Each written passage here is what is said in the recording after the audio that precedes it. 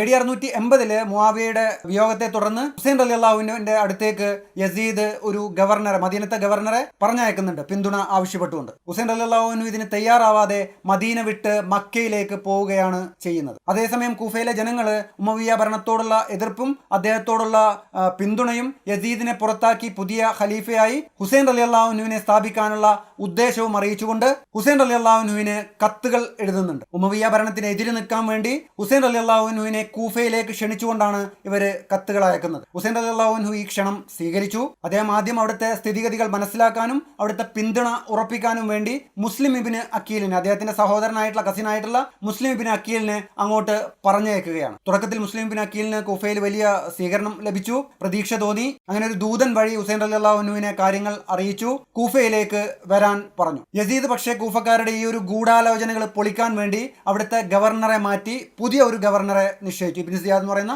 പുതിയ ഒരു ഗവർണറെ നിയമിച്ചു. പ്രതിപക്ഷത്തെ പൊളിക്കാനുള്ള പുതിയ ഗവർണറുടെ നീക്കങ്ങൾ വിജയം കണ്ടു. മുസ്ലിം ഇബ്നു അക്കീലിന് വാഗ്ദാനം ചെയ്യപ്പെട്ട പിന്തുണ പതുക്കെ പതുക്കെ കുറഞ്ഞു തുടങ്ങി. അങ്ങനെ ഹുസൈൻ റളിയല്ലാഹുവിന്റെ വരവിന് മുമ്പ് തന്നെ മുസ്ലിം ഇബ്നു അക്കീൽ ഒരു കലാപം നടത്താൻ തീരുമാനിച്ചു. അതിൽ പരാജയപ്പെട്ടു. മുസ്ലിം ഇബ്നു അക്കീൽ കൊല ചെയ്യപ്പെട്ടു. ഹുസൈൻ റളിയല്ലാഹു പക്ഷേ ഇതേക്കുറിച്ചൊന്നും അറിഞ്ഞിട്ടുണ്ടായിരുന്നില്ല.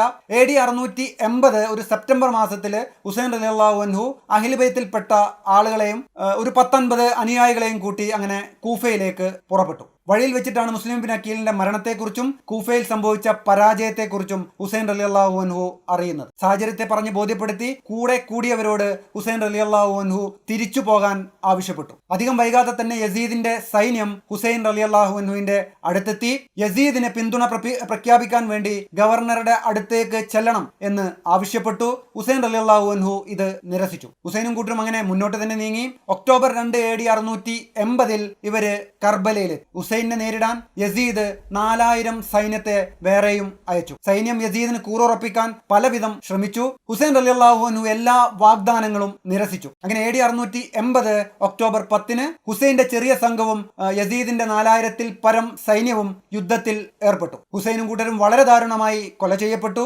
പ്രവാചക കുടുംബത്തിൽപ്പെട്ട പലരും അക്കൂട്ടത്തിൽ കൊല ചെയ്യപ്പെട്ടു. ഇസ്ലാം മതത്തെ ഭിന്നിപ്പിച്ച് സുന്നി ഷിയ ശാഖകളാക്കി മാറ്റിയ അവസാനത്തെ സംഭവമായിരുന്നു ഇത്.